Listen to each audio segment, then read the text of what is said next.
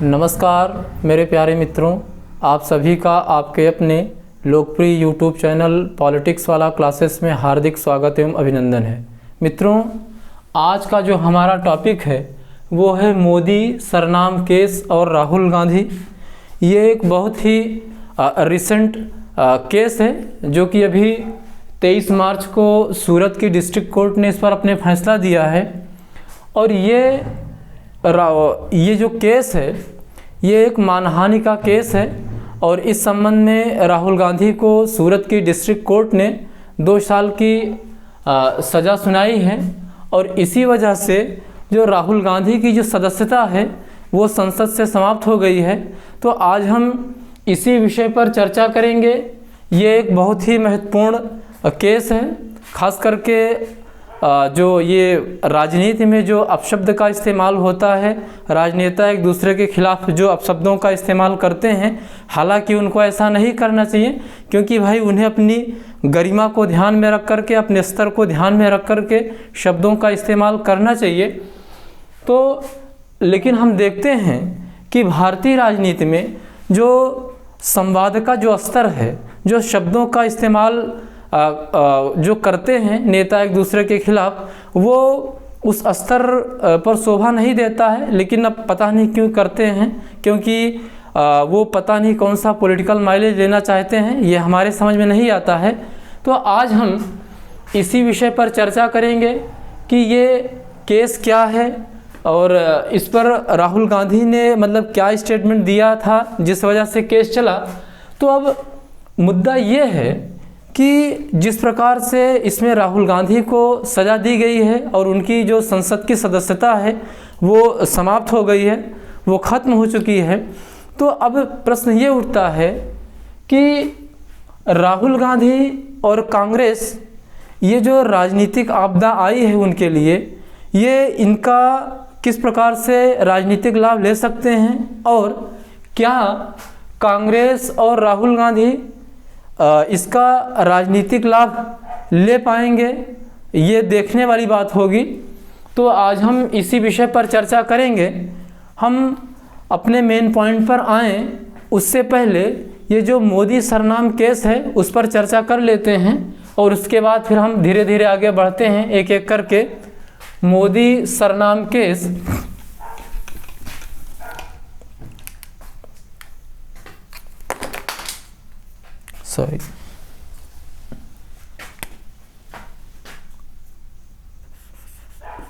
Modi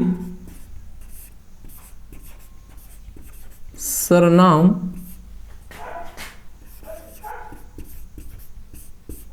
case. मित्रों, ये जो केस है वो जब 2019 में जो 17वीं लोकसभा का चुनाव चल रहा था, वो तब की बात है। 2019 में जब 17वीं लोकसभा का चुनाव चल रहा था, लोकसभा का चुनाव चल रहा था, तो उसी दौरान राहुल गांधी ने कर्नाटक के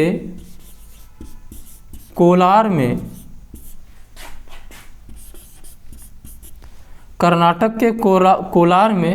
कर्नाटक राज्य के कोलार डिस्ट्रिक्ट में एक रैली को संबोधित कर रहे थे।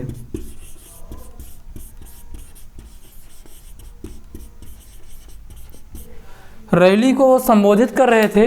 उसी रैली में राहुल गांधी ने अपने संबोधन के दौरान ये कहा कि नीरव मोदी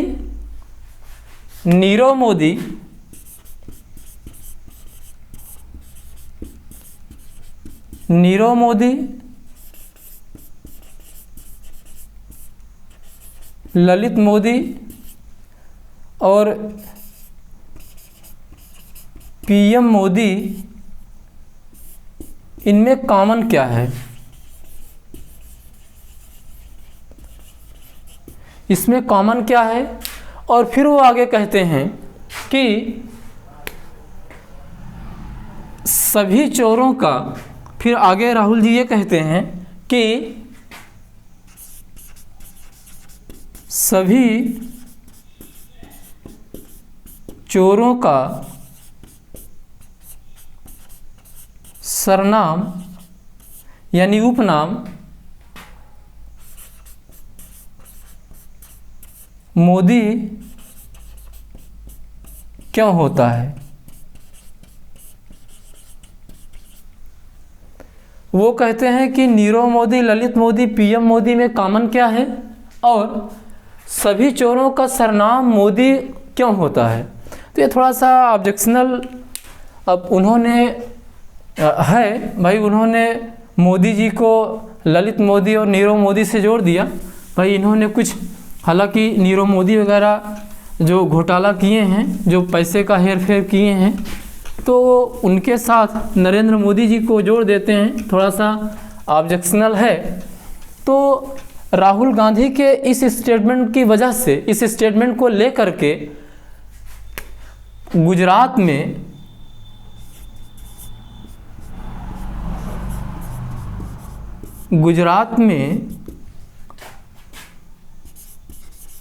सूरत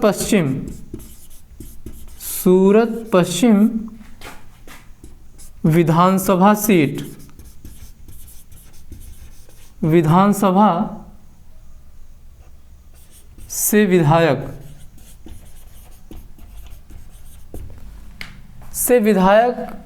पूर्णेश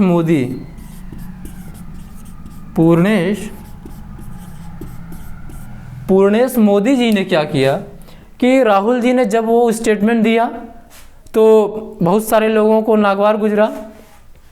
तो इसी वजह से सूरत पश्चिम के भाजपा विधायक पूर्णेश मोदी ने एक मुकदमा फाइल किया और वहाँ पर मुकदमा फाइल किया और आईपीसी की धारा 499 और 500 के तहत, आईपीसी की धारा 499 और 500 के तहत राहुल गांधी के ऊपर मानहानि का केस दायर किया। और उसी केस में सुनवाई होते होते 23 मार्च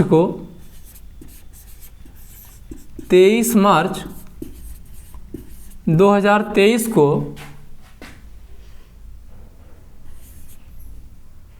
को जो सूरत डिस्ट्रिक्ट कोर्ट है, सूरत डिस्ट्रिक्ट कोर्ट के जो चीफ जुडिशियल मजिस्ट्रेट हैं एच वर्मा ने निर्णय दिया और उन्होंने अपने निर्णय में राहुल गांधी को 2 वर्ष की सज़ा सुनाई, 2 वर्ष की सज़ा सुनाई। और इसी वजह से राहुल गांधी जो कि इस समय संसद के सदस्य इस मुकदमे में निर्णय आने के पहले थे और चूंकि 2 वर्ष की सज़ा इनको दे दी गई है, इसलिए इनकी जो संसद की सदस्यता है वो समाप्त हो जाती है।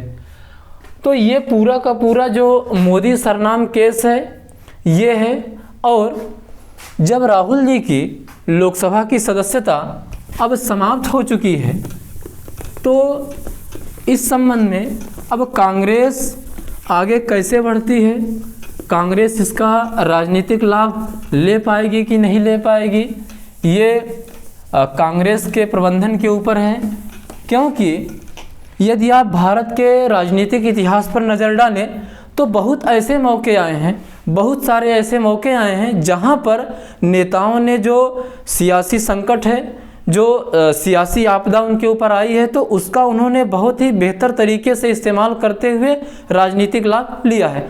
अब ये कांग्रेस और राहुल गांधी के ऊपर निर्भर करता है कि किस प्रकार से वो इस केस में जो उनको सज़ा मिली है इसका किस प्रकार से राजनीतिक लाभ लेते हैं, ले पाते हैं कि नहीं ले पाते हैं, ये तो समय बताएगा। तो अब राहुल गांधी की संसद की सदस्यता समाप्त हो चुकी है और इसी के संबंध में हम एक बड़े ही महत्वपूर्ण मुकदमे का उल्लेख करना चाहेंगे जिसको जानना बहुत ज़रूरी है। वो है एक केस है लिली थॉमस वर्सेस भारत संघ 2013 का केस है जिसमें सुप्रीम कोर्ट ने ये निर्णय दिया कि कोई भी संसद का सदस्य या विधान परिषद का सदस्य निचली अदालत जिस दिन से उसको दोषी ठहराएगी उसी दिन से वो सदन की सदस्यता से अयोग्य हो जाएगा। नहीं तो इस निर्णय के पहले फाइनल निर्णय आने तक, जब तक फाइनल निर्णय नहीं होता था, कोई भी सदस्य अयोग्य घोषित नहीं होता था। लेकिन इस मुकदमे में सुप्रीम कोर्ट ने ये निर्णय दिया कि कोई भी संसद का सदस्य हो यानी विधायिका का सदस्य हो, जिस तारीख से निचली अदालत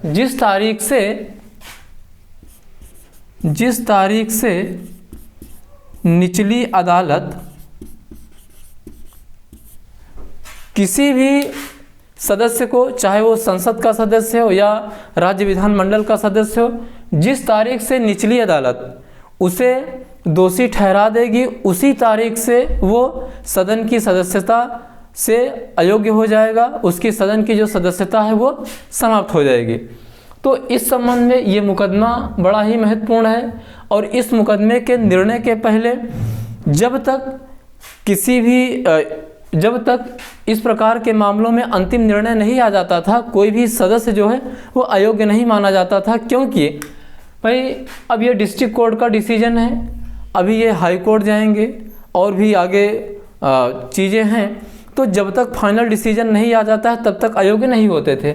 लेकिन इस संबंध में ये मुकदमा बड़ा महत्वपूर्ण है और सही बात है, होना यही चाहिए कि भाई जिस तारीख से कोई भी संसद का सदस्य हो या राज्य विधानमंडल का सदस्य हो, निचली अदालत उसे अयोग्य दोषी करार दे देती है तो उसकी सदस्यता समाप्त हो जानी चाहिए, सदन की जो सदस्यता है उसकी वो समाप्त हो जानी चाहिए।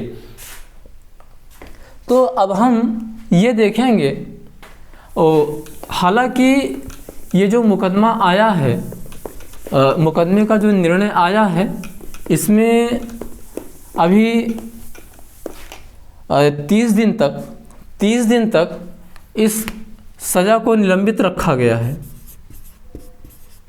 30 दिन तक सज़ा को निलंबित रखा गया है।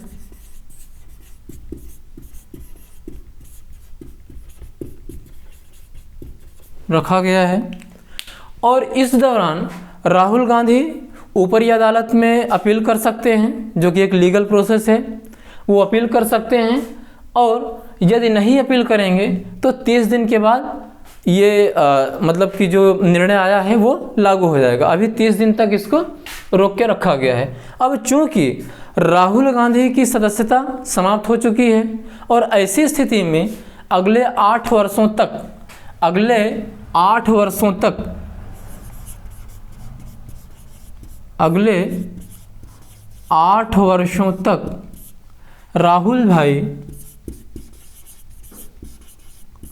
राहुल जी चुनाव नहीं लड़ पाएंगे।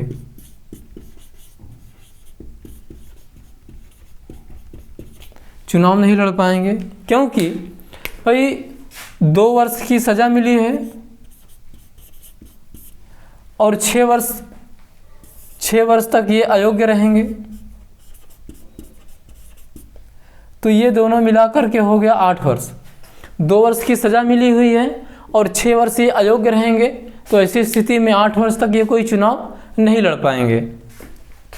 अब हम ये देखेंगे कि भारत के राजनीतिक इतिहास में जो कुछ महत्वपूर्ण सियासी संकट आए हैं, राजनीतिक संकट आए हैं, और उस राजनीतिक संकट में नेताओं ने किस प्रकार से उसका इस्तेमाल किया और वो एक बड़ा राजनीतिक लाभ लेकर के दोबारा सत्ता में आए हैं। तो हम कुछ महत्वपूर्ण राजनीतिक जो संकट हैं, जो महत्वपूर्ण राजनीतिक घटनाएं हैं, उनकी चर्चा करेंगे।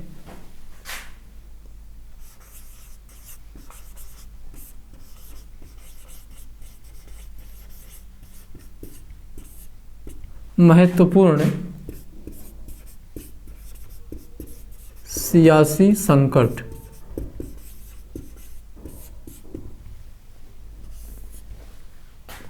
कुछ महत्वपूर्ण सियासी संकट।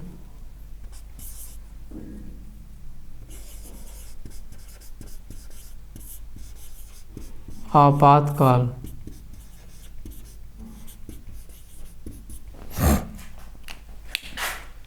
मित्रों, आप सभी लोग जो 75 में इंदिरा सरकार द्वारा इमरजेंसी लागू की गई थी, आप उससे अच्छी तरीके से वाकिफ़ हैं। आप सभी को इसके बारे में अच्छी तरीके से जानकारी है। अब आप देखिए कि यहाँ पर जो 75 में इंदिरा सरकार ने इमरजेंसी लागू किया और इस सियासी संकट के दौरान जितने भी लोग, जो भी विपक्ष के लोग थे, उन सबको जेल में डाल दिया गया। और इस सियासी संकट का इस्तेमाल उस समय जो विपक्ष में जो लोग थे, मतलब कि जो सरकार, मतलब जो कांग्रेस पार्टी की सरकार थी, उसके अलावा जितनी भी पार्टियां थी, जितने भी नेता थे, सब वो विपक्ष में ही थे। और बहुत सारे नेताओं को जेल में डाला गया। वो तमाम सारी चीज़ें हुई, प्रेस को सेंसरशिप किया गया और वो देश में बड़े बड़े आंदोलन चले। तो अब इस सियासी संकट का देखिए कितना बखूबी इस्तेमाल उस समय विपक्षी नेताओं ने किया।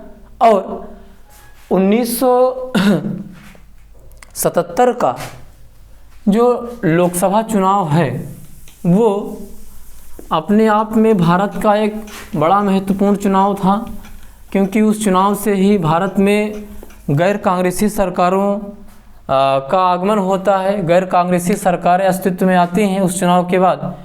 तो देखिए इस इमरजेंसी रूपी जो ये सियासी संकट था, जो सियासी भूचाल था, जो सियासी घटना हुई इतनी बड़ी भारत में, तो इसके बाद 1977 में जो जनता पार्टी बनी,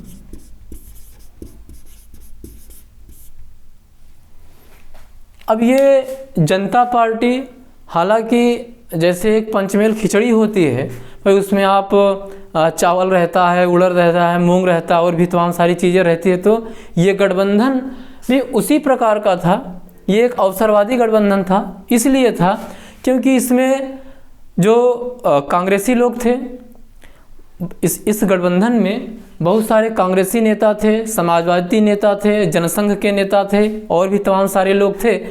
तो हालांकि इन सब की विचारधारा अलग अलग है, लेकिन इस सियासी संकट के दौरान इंदिरा सरकार को हटाने के लिए इंदिरा सरकार ने जो अलोकतांत्रिक गतिविधियां की, व्यवस्था को नुकसान पहुंचाया, लोगों की आवाज़ को दबाने की कोशिश किया, प्रेस पर सेंसरशिप किया, तो उन सब को देखते हुए इन लोगों ने एक गठबंधन बनाया और इस गठबंधन की 1977 के चुनाव में भारी जीत हुई। और यहीं से भारत में जो गैर कांग्रेसी सरकारें हैं, गैर कांग्रेसी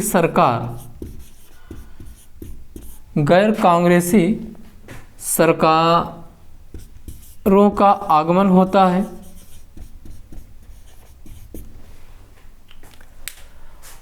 और इस जनता पार्टी सरकार बनती है, मोरारजी देसाई उसके प्रधानमंत्री बनते हैं। हालांकि ये सरकार बहुत दिनों तक नहीं चलती है और 79 में सरकार गिर जाती है।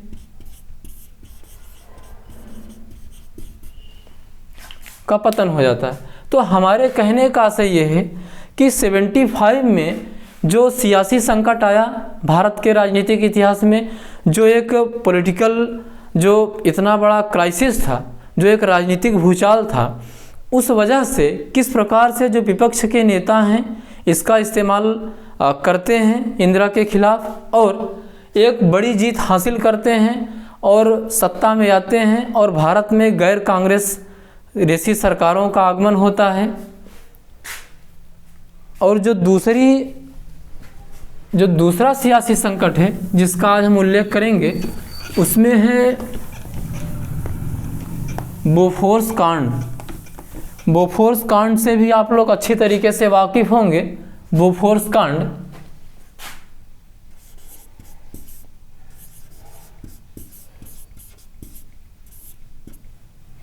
बोफोर्स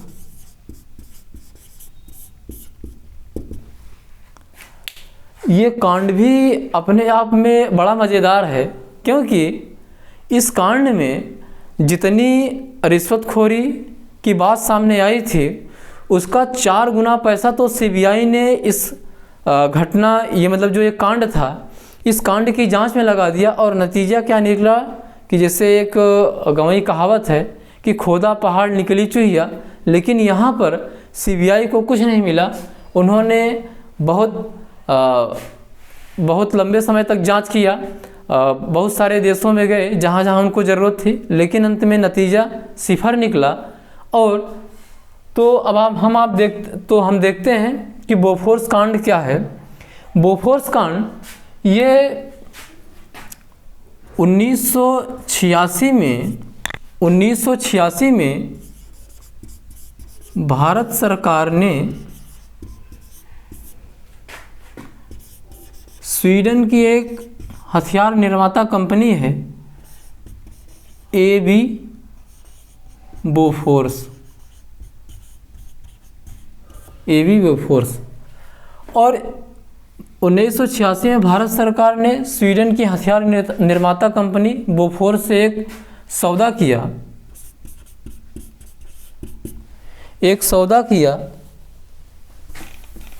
ये सौदा था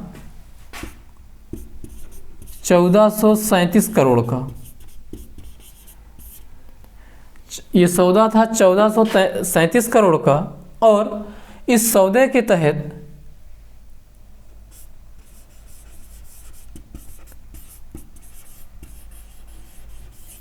इंडियन आर्मी के लिए 155 mm की 400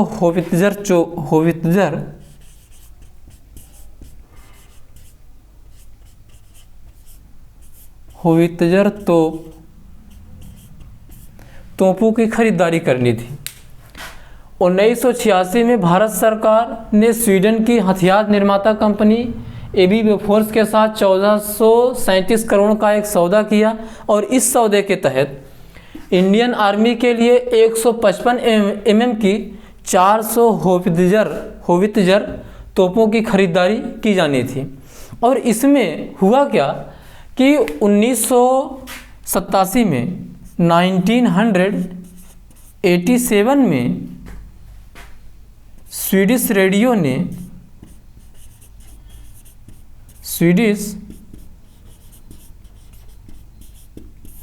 ने इस बात का खुलासा किया कि जो ये एबी बोफोर्स कंपनी है इसने सौदा प्राप्त करने के लिए भारत के जो वरिष्ठ राजनेता हैं और जो रक्षा विभाग से जुड़े कुछ महत्वपूर्ण पदाधिकारी हैं उनको इसने 60 करोड़ का घूस दिया।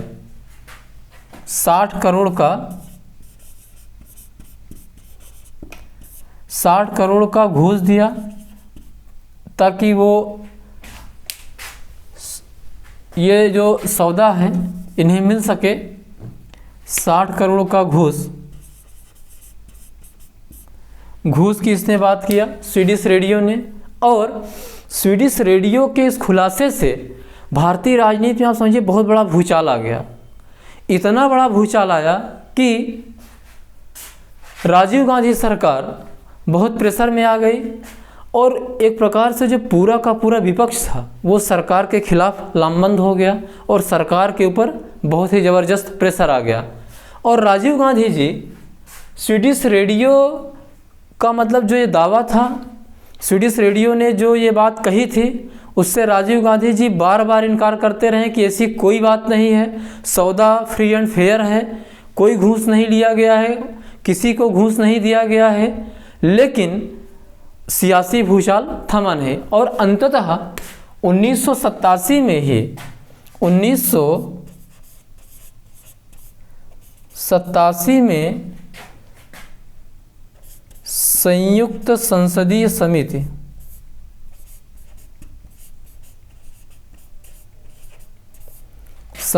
समिति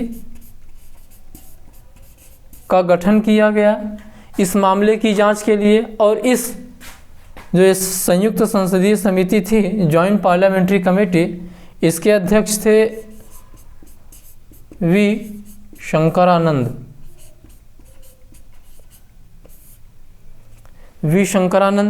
इसके अध्यक्ष थे। समिति ने अपनी रिपोर्ट दी, चर्चा हुई, तमाम सारी चीज़ें हुई, लेकिन कोई भी इसमें जो मेन अपराधी सामने आया था वो स्वीडन का वो उसका नाम था ओत्तावियो क्वात्रोची, आप लोगों ने नाम सुना होगा। और सीबीआई, देखिए यहाँ पर घूस कितना दिया गया, 60 करोड़ का। स्वीडिश रेडियो ने यह दावा किया और सीबीआई ने जांच के दौरान 250 करोड़ खर्च कर दिया। 250 करोड़ तो जांच में खर्च हो गए।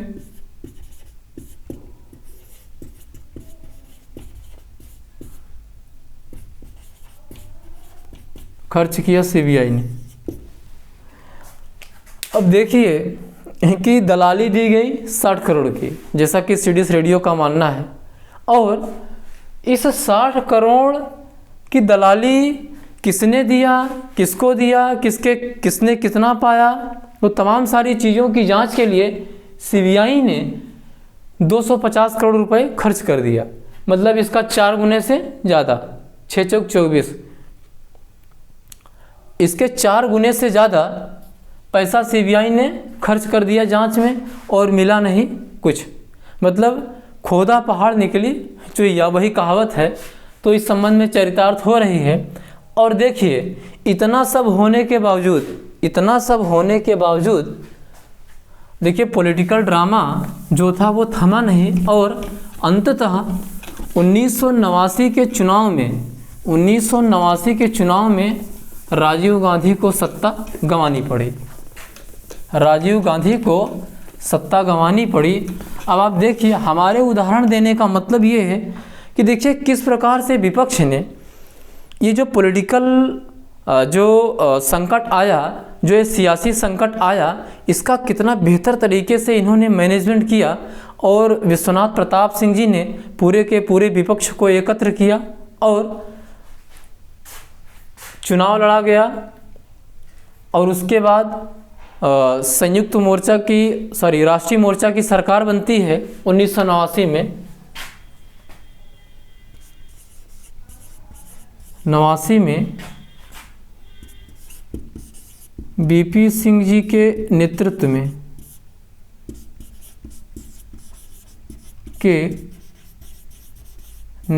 में राष्ट्रीय मोर्चा की सरकार बनी। और इस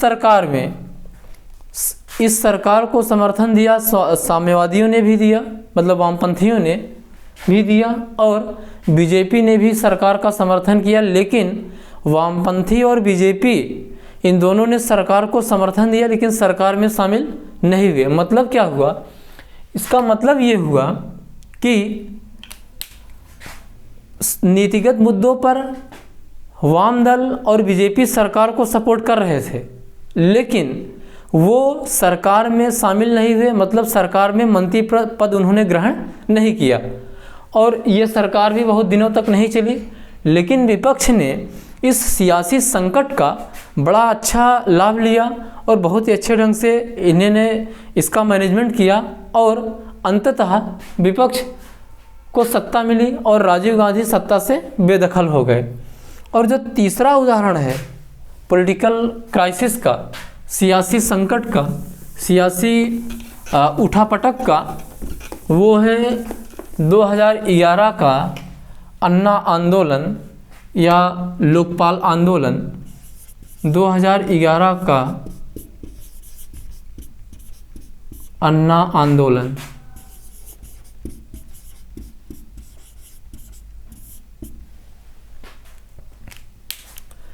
दो 2011 में अन्ना हजारे सामाजिक कार्यकर्ता के नेतृत्व में लोकपाल के समर्थन में भ्रष्टाचार को समाप्त करने के लिए लोकपाल आए, लोकपाल से संबंधित कानून बने, और जिस प्रकार से व्यवस्था में भ्रष्टाचार बढ़ रहा है, आम जनता को दिक्कतें हो रही हैं, उसके समापन के लिए अन्ना हजारे जी ने 2011 में एक आंदोलन शुरू किया। और इस आंदोलन को मित्रों आप समझिए कि बहुत ही व्यापक पैमाने पर समर्थन मिला, और इस आंदोलन की तुलना अरब स्प्रिंग से की जाने लगी। इस आंदोलन की जो तुलना थी वो अरब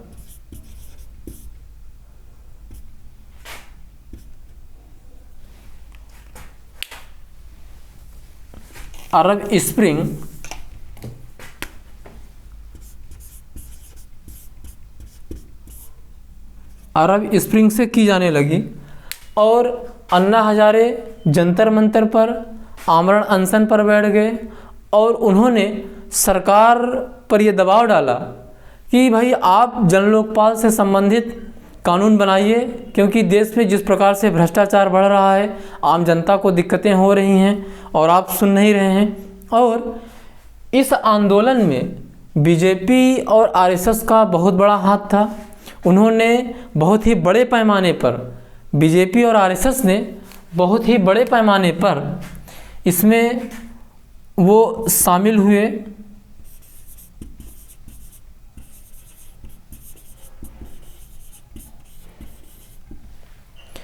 देखिए, बीजेपी और आरएसएस इसमें शामिल हुए, अच्छी बात है, हम इसका विरोध नहीं कर रहे हैं, क्योंकि भाई ये भ्रष्टाचार के विरोध में आंदोलन था कि व्यवस्था और बेहतर बने, व्यवस्था किस प्रकार से और बेहतरी की ओर जाए, लोगों का कल्याण हो। जो लोग भ्रष्टाचार से दो चार हैं, जो डेली उनका सामना करना पड़ रहा है उन्हें, तो कम से कम वो चीज़ें समाप्त हों, ये अच्छी बात है। बीजेपी और आरएसएस इसमें बहुत ही गहराई से जुड़े रहे, उन्होंने सरकार के ऊपर प्रेशर बनाने का कार्य किया, अच्छी बात है। लेकिन देखिए यहाँ पर किस प्रकार से ये जो पूरा का पूरा जो सियासी उठापटक था, जो पूरा का पूरा जो सियासी संकट था, इसका किस प्रकार से बीजेपी और आरएसएस ने किस प्रकार से इसका इस्तेमाल किया कि उस समय जो यूपीए की सरकार थी, यूपीए की जो सरकार थी कांग्रेस के नेतृत्व में, मनमोहन सिंह जी के नेतृत्व में, उस सरकार के ऊपर सामाजिक संगठनों ने मिलकर के, बीजेपी और आरएसएस का उसमें बहुत बड़ा योगदान था, बहुत बड़ा एक प्रेशर बनाया सरकार के ऊपर बहुत बड़े पैमाने पर। और जब सरकार के ऊपर खूब प्रेशर बनाया तो सरकार की खूब छीछा लेदर हुई, और उस समय बहुत सारे स्कैम भी हो चुके थे, जैसे कि वो 2G स्कैम था, आप लोगों को याद होगा। क्योंकि ये जो पूरा का पूरा भ्रष्टाचार विरोधी आंदोलन था, वो था तो बहुत अच्छा, क्योंकि यूपीए 2 के कार्यकाल में, यूपीए 2 के टाइम में बहुत सारे घपले घोटाले भी सामने आए थे। आप लोगों ने 2G घोटाले का नाम सुना होगा, 2G घोटाला, फिर कोल ब्लॉक के आवंटन का जो घोटाला था, जो कि कोल घोटाला के नाम से जाना जाता है, फिर वो कॉमनवेल्थ जो गेम हुआ, राष्ट्रमंडल गेम,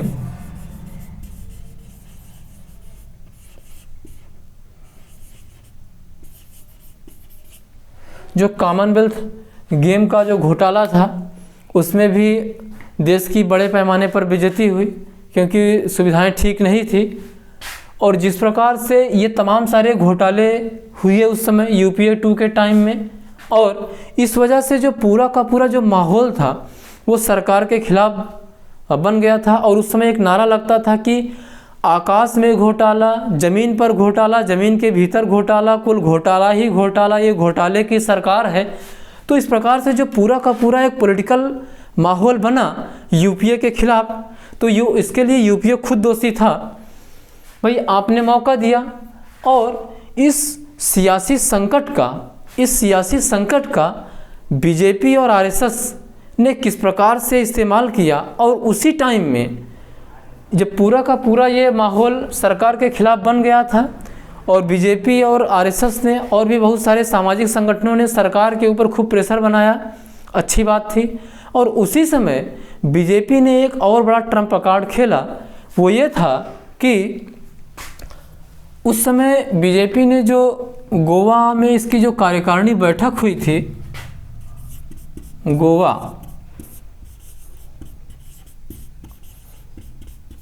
कार्यकारिणी बैठक में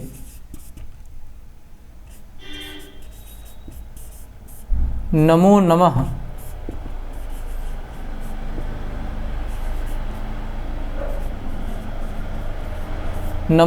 का शंखनाद किया। अर्थात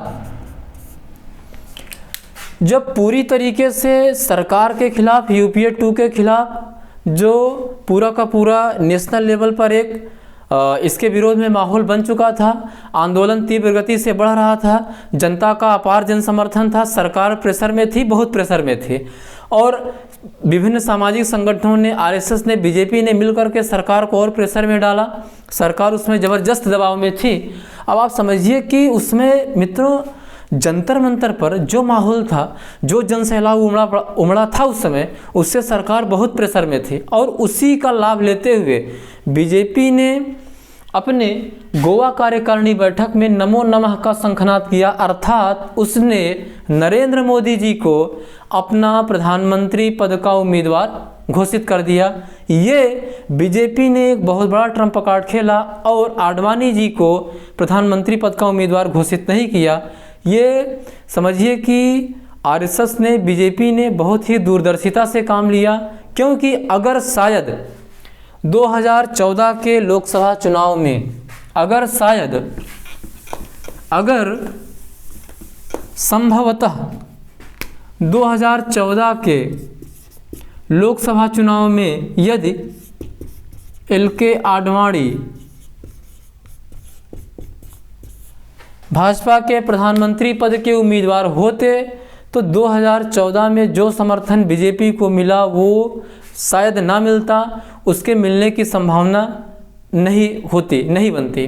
तो इसलिए बीजेपी ने पूरा का पूरा माहौल भांपते हुए, बीजेपी आरएसएस ने मिलकर के आपस में बैठक किया और पूरा का पूरा माहौल भांपते हुए उन्होंने एक बहुत ही दूरदर्शी कदम, बहुत ही स्ट्रांग कदम, बहुत ही एक तगड़ा निर्णय लिया कि वो ये था कि आडवाणी जी को प्रधानमंत्री पद का उम्मीदवार घोषित न करके उन्होंने गोवा कार्यकारिणी बैठक में नमो नमः का शंखनाद किया। अर्थात नरेंद्र मोदी जी को अपना प्रधानमंत्री पद का उम्मीदवार घोषित कर दिया। और नरेंद्र मोदी जी को प्रधानमंत्री पद का उम्मीदवार घोषित करके बीजेपी ने, आप समझिए कि सत्ता में अपनी वापसी का आधार तैयार कर दिया। अपनी सत्ता प्राप्ति का मतलब जो एक निश्चितता थी उसकी तरफ उसने कदम बढ़ाया और अंततः 2014 में बीजेपी को बहुमत मिलता है, पूर्ण बहुमत मिलता है और नरेंद्र मोदी जी प्रधानमंत्री बनते हैं। तो हमारे उदाहरण देने का आशय ये है कि किस प्रकार से 2011 में नेशनल लेवल पर जो सरकार के खिलाफ एक पूरा का पूरा माहौल बना, जो देश में एक सियासी संकट आया, सियासी तूफान आया, सियासी भूचाल आया, सियासी उठापटक पैदा हुई, तो इसका बीजेपी और आरएसएस ने किस प्रकार से इस्तेमाल किया और वो सत्ता में आए और केंद्र की सत्ता में आए 2004 के बाद। चूँकि 2004 से 14 तक कांग्रेस के नेतृत्व में यूपीए की सरकार रही और उसके बाद 2014 में बीजेपी की वापसी होती है। तो ये इनका मैनेजमेंट कितना अच्छा था, उन्होंने माहौल को भांपते हुए एक्शन लिया और अंततः वो सफल हुए। तो देखिए कि किस प्रकार से देश में जो विभिन्न राजनीतिक संकट आए, राजनीतिक उठापटक आया और उस उठापटक का नेताओं ने, राजनीतिक दलों ने किस प्रकार से इस्तेमाल करके उसको भुनाया और वो सत्ता में आए। तो ये कुछ उदाहरण हमने आपके सामने रखे। और अब प्रश्न ये आता है कि आखिर में भारतीय राजनीति में जो संवाद का स्तर इतना गिर चुका है, जो नेता आपस में विचारों का आदान प्रदान करने में निम्न स्तर के शब्दों का इस्तेमाल करते हैं, ओछी हरकत करते हैं, तो ये इसके लिए जिम्मेदार कौन है? तो इसके लिए जो राजनीति में आज जो संवाद का स्तर है भारत में,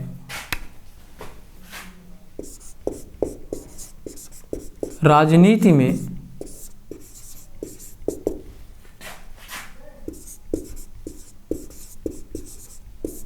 संवाद का स्तर, आज भारत में राजनीति में जो संवाद का स्तर है, जिस प्रकार से निम्न स्तर के शब्दों का इस्तेमाल किया जाता है, जिस प्रकार से नेताओं के द्वारा बहुत ही ओछी गतिविधि, बहुत ही निम्न स्तर का व्यवहार किया जाता है, वो भारतीय लोकतंत्र के लिए, भारतीय व्यवस्था के लिए वो कतई ठीक नहीं है। ये नेताओं को समझना चाहिए, क्योंकि भाई आप इतनी बड़ी पंचायत में बैठे हैं और आपके व्यवहार को देख करके जनता मतलब क्या समझेगी? आप जनता को कैसा मैसेज दे रहे हैं? आप विश्व को किस प्रकार का संदेश दे रहे हैं कि भारत जो कि विश्व का सबसे बड़ा लोकतंत्र है, जो विश्व का सबसे बड़ा लोकतंत्र है, तो आप इस प्रकार की अगर हरकत करेंगे तो वो देश और दुनिया को आप क्या संदेश देंगे? जनता आपसे क्या सीखेगी? आज आप समझिए कि भारत में राजनेताओं के प्रति, नेताओं के प्रति, राजनीति के प्रति जनता की जो सोच है वो बड़ी ही मतलब कि एक प्रकार से बड़ी ही गड़बड़ सोच है। जनता इनको बड़े ही मतलब संदेह की दृष्टि से देखती है, क्योंकि भाई बहुत सारे सांसद विधायक ऐसे हैं, बहुत सारे सांसद विधायक ऐसे हैं जो चुनाव जीत कर जाते हैं तो 5 साल दिखाई ही नहीं पड़ते हैं, पता नहीं कहाँ चले जाते हैं, पता नहीं किस संसार में चले जाते हैं, किस दुनिया में गुम हो जाते हैं, कुछ समझ में ही नहीं आता। जब चुनाव आएगा तो फिर वो जनता के सामने आएंगे। तो ऐसे नेताओं को तो जनता को बिल्कुल हरा देना चाहिए भाई, क्योंकि हमने आपको जिम्मेदारी दिया है, हमने आपको अपनी राजनीतिक शक्ति दिया है, तो इसलिए दिया है कि भाई हम आपसे उम्मीद करते हैं कि आप क्षेत्र का विकास करेंगे, जो लोगों के जो दुख दर्द हैं आप उसको बांटेंगे। बताइए, आप इतने गैर जिम्मेदाराना व्यवहार करते हैं, तो इसके लिए अब आप बताइए कि आदमी क्या कहे? मतलब इतना गैर जिम्मेदाराना व्यवहार नहीं होना चाहिए। इसीलिए आज भारत में राजनेताओं को जनता बहुत ही संदेह की दृष्टि से देखती है और राजनीति के प्रति जनता का जो मोह है वो भंग हो गया है। वो नेताओं को आप समझिए कि बिल्कुल भी पसंद नहीं करती है। एक प्रकार से हम ये कह सकते हैं भाई, जो कुछ उनके खास लोग हैं, या उसको कह लीजिए कि जो दल से जुड़े हुए जो खास लोग होते हैं, जिनको राजनीतिक लाभ लेना होता है, वो चारों तरफ से घेरे रहते हैं, चमचागिरी करते हैं, वो अलग चीज़ है। लेकिन अगर आप जहाँ सामान्य जनता की बात है, तो वो सामान्य जनता नेताओं को बहुत ही हेय दृष्टि से देखती है, बहुत ही उनको एक प्रकार से मतलब कि विश्वासघात करने वाला मानती है कि भाई ये जीत के चले जाएंगे, दिखाई नहीं पड़ेंगे। तो आज भारत में राजनीति में जो संवाद का स्तर है, उसके लिए किसी एक व्यक्ति को, किसी एक पार्टी को जिम्मेदार नहीं ठहराया जा सकता है। उसके लिए हर राजनीतिक दल जिम्मेदार है, क्योंकि आज भारत का कोई भी राजनीतिक दल, भारत का कोई भी राजनीतिक दल, कोई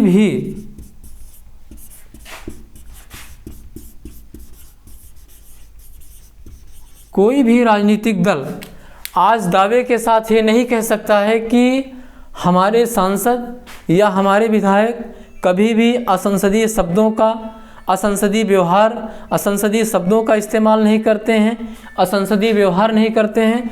कोई भी, मैं पूरे दावे के साथ कह रहा हूँ कि भारत का कोई भी राजनीतिक दल, चाहे वो राष्ट्रीय दल हो, चाहे वो क्षेत्रीय दल हो, चाहे वो बहुत पुराना दल हो या नया दल हो, जो भी है, जितने भी राजनीतिक दल हैं, कोई भी राजनीतिक दल आज इस बात का दावा नहीं कर सकता है कि हमारे सांसद, हमारे विधायक कभी भी असंसदीय शब्दों का इस्तेमाल नहीं करते हैं या कभी भी असंसदीय व्यवहार नहीं करते हैं। अर्थात एक कहावत है, हमाम में सब नंगे हैं। वही हाल भारत के सारे राजनीतिक दलों का है कि हमाम में सब नंगे हैं, सब दोषी हैं। कोई दावे के साथ ये नहीं कह सकता है कि हमारे सांसद, हमारे विधायक असंसदीय व्यवहार नहीं करते हैं, असंसदीय शब्दों का इस्तेमाल नहीं करते हैं। इसलिए एक व्यक्ति विशेष को इसके लिए जिम्मेदार ठहराना उचित नहीं है। हम समझते हैं कि इस संबंध में सारे राजनीतिक दल, सारे जनप्रतिनिधियों की ये सामूहिक जिम्मेदारी है कि आप एक आदर्शपूर्ण व्यवहार, आदर्शपूर्ण शब्दों का इस्तेमाल करिए। आप जनता के सामने अच्छा व्यवहार करिए, आप देश दुनिया को एक अच्छा संदेश दीजिए, लेकिन आप वो करते नहीं हैं और मतलब कि एक खास व्यक्ति को आप दोषी ठहराते हैं, तो ये अच्छी बात नहीं है। क्योंकि हमें खूब अच्छे से याद है भाई, हमने पेपर के आर्टिकल में पढ़ा है कि बोफोर्स कांड को लेकर के मतलब ये नारे लगते थे कि हर तरफ शोर है, राजीव गांधी चोर है। तो भाई अब आप बताइए कि इतनी बड़ी जांच है, जितना रिश्वत दी गई थी बोफोर्स के मामले में, जो स्वीडिश रेडियो का दावा था, तो उसका 4 गुना पैसा तो सीबीआई ने जांच में खर्च कर दिया, लेकिन निकला कुछ नहीं। तो आप ये बताइए कि किसी को इस आधार पर कैसे कह सकते हैं। तो जो असंसदीय शब्द हैं, असंसदीय व्यवहार हैं, वो बहुत पहले से हो रहे हैं। उसके लिए सारे राजनीतिक दल, सारे जनप्रतिनिधि दोषी हैं, कोई एक दोषी नहीं है। इस संबंध में सबकी सामूहिक जिम्मेदारी है कि भाई कोई करे तो अच्छा है, कोई करे तो गड़बड़ है। तो ये दोहरा मापदंड नहीं चलेगा, ये लोकतंत्र के लिए, व्यवस्था के लिए कतई ठीक नहीं है। इसलिए हम अपने चैनल के माध्यम से भारत के राजनीतिक वर्ग से, भारत के जनप्रतिनिधियों से, भारत के सारे राजनीतिक दलों से ये गुजारिश करते हैं और आपसे हम ये निवेदन करते हैं कि आप अपनी जिम्मेदारी को समझें और आप अपने स्तर को समझें कि उस स्तर पर किस प्रकार का व्यवहार आपको करना चाहिए। आप असंसदीय शब्दों का इस्तेमाल मत करिए, असंसदीय व्यवहार मत करिए। भाई विरोध के बहुत सारे तरीके होते हैं, विरोध का मतलब ये थोड़ी ना होगा कि आप किसी को गाली देंगे। विरोध का मतलब ये थोड़ी ना होता कि आप सदन के अंदर कुश्ती लड़ेंगे, कुर्सी उठा करके फेंकेंगे, जूता से मारेंगे, जूता फेंकेंगे, स्प्रे मिर्ची आप वो करेंगे, मतलब उसमें स्प्रे मिर्ची का छिड़काव करेंगे। ये सब चीज़ें कतई नहीं होनी चाहिए। लेकिन भारत में राजनीति के संबंध में जो एक पॉलिटिकल कल्चर है वो बड़ा गड़बड़ है। यहाँ पर नेताओं ने उसको कभी डेवलप करने की कोशिश नहीं किया। यहाँ पर एक राजनीतिक दल, एक नेता पॉलिटिकल माइलेज लेने के चक्कर में 2 कदम दूसरे से आगे ही बढ़ता है। तो इसी पॉलिटिकल माइलेज लेने के चक्कर में आज जिस प्रकार का जो ये निचले स्तर का व्यवहार, असंसदीय शब्दों का इस्तेमाल दिखाई पड़ रहा है, मेन वजह यही है। और इस संबंध में किसी एक व्यक्ति को, किसी एक पार्टी को दोष देना ठीक नहीं है। उसके लिए सब जिम्मेदार हैं, सारे राजनीतिक दल जिम्मेदार हैं। जैसा कि हमने कहा कि हमाम में सब नंगे हैं, कोई अगर बाहर आ गया तो गड़बड़ है, भाई गड़बड़ तो है। इसलिए सबकी सामूहिक जिम्मेदारी है। और आप लोग जितने भी ये राजनीतिक दल हैं, राजनीतिक जनप्रतिनिधि हैं, सबकी ये सामूहिक जिम्मेदारी है कि आप इस चीज़ को समझें और आप असंसदीय शब्दों का इस्तेमाल, असंसदीय व्यवहार कदापि ना करें। क्योंकि ये इससे जनता के सामने एक बड़ा गड़बड़ संदेश जाएगा। इससे जनता का व्यवस्था में विश्वास कमज़ोर होगा और आपके प्रति जनता की जो भावना है वो भी गिरेगी। तो इसके लिए आप सब जिम्मेदार हैं, आप उसको सुधारिए और एक व्यक्ति विशेष को जिम्मेदार ठहराना ठीक नहीं है। तो मित्रों, आज आपने देखा कि जो मोदी सरनाम केस है, मोदी सरनाम केस में राहुल गांधी को जो सज़ा मिली, जो उन्हें दंड मिला, उसके बारे में हमने आपसे चर्चा किया। और इस प्रकार का जो व्यवहार है, जो इस प्रकार का शब्दों का इस्तेमाल है, इसके लिए सारे राजनीतिक दल, सारे जनप्रतिनिधि दोषी हैं।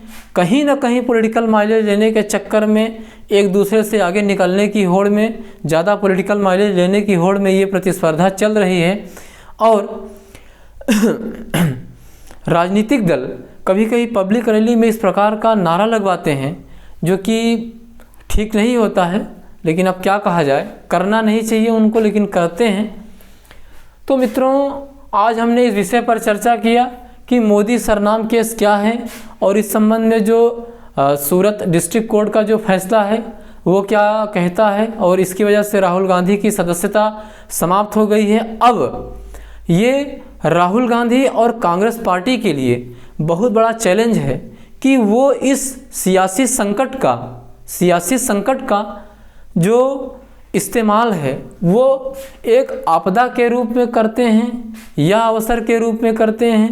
ये कांग्रेस पार्टी और उनका जो थिंक टैंक है उनके ऊपर निर्भर है कि भाई अब ये जो राहुल गांधी की जो सदस्यता समाप्त हुई है, क्या ये राहुल गांधी के लिए, कांग्रेस पार्टी के लिए एक सियासी संकट है?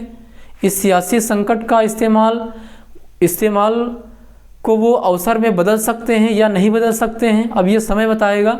तो मित्रों, आज हमने इस पर चर्चा किया और इन्हीं शब्दों के साथ हम अपनी वाणी को विराम देते हैं और आपसे नेक्स्ट वीडियो लेक्चर में और कुछ खास टॉपिक के साथ मुलाकात होगी। तब तक के लिए आप सभी को धन्यवाद, नमस्कार, गुड नाइट, बाय।